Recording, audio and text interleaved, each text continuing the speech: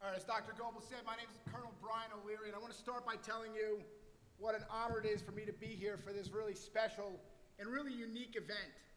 And I'd like to mention something to you about the curious timing of the event that I think makes it even more special. Some of you may be aware that today, October 25th, is St. Crispin's Day. And those of you who didn't know that can be forgiven because St. Crispin, one of the patron saints of cobblers and leather workers, isn't exactly a household name. So why do I bother bringing up the feast day of this fairly obscure saint? Well, as it turns out, over the years, St. Crispin's Day has been a pretty popular day for major military engagements. For instance, it was on this day in 1854, during the Crimean War, that the British Light Brigade made its fateful charge. On October 25th, 1944, during the Second World War, three major battles took place.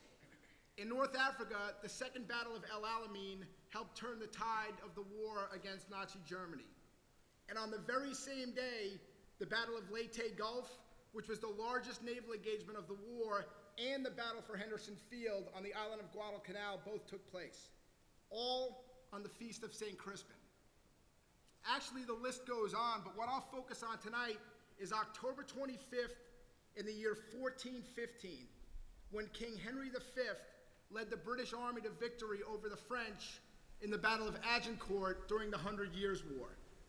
Again, don't be too hard on yourselves if you missed that during history class. After all, it was hardly the climactic battle of the war, which managed to rage on for another 38 years. And perhaps the reason this particular military engagement is particularly memorable isn't military at all. It's literary. Shakespeare immortalized the battle in his play Henry V. However, what's remembered nowadays more than the battle itself is the speech that preceded it, generally referred to as the St. Crispin's Day speech. The speech actually starts out with Henry responding to his uncle's outspoken complaints that the British simply don't have enough troops for the impending battle, and his wishing that they had more. In one of history's greatest examples of turning lemons into lemonade, Henry responds to his uncle's despairing by reminding him, "The fewer men, the greater share of honor." He then pleads with his uncle to stop complaining about the situation, saying, "God's will, I pray thee, wish not one man more." He continues to reiterate in detail that he doesn't want any reinforcements. In fact, he goes on to admonish his men that we would not die in that man's company that fears his fellowship to die with us. He doesn't want cowards or conscripts, only willing warriors.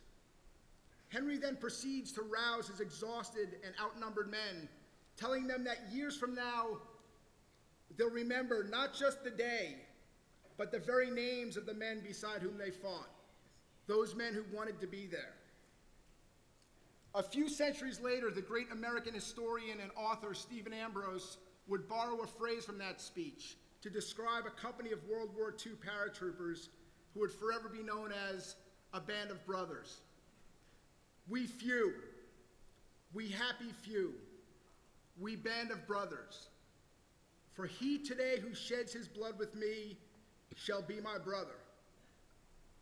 That phrase and that sentiment still apply not just to members of one company or to one branch of the armed forces, but to all those who serve our great nation. For nearly 2 generations now, our military has been an all-volunteer force. No one who's joined since 1973 has been compelled to do so. In fact, today, less than 1% of the American population serves in the military. The fewer men, the greater share of honor.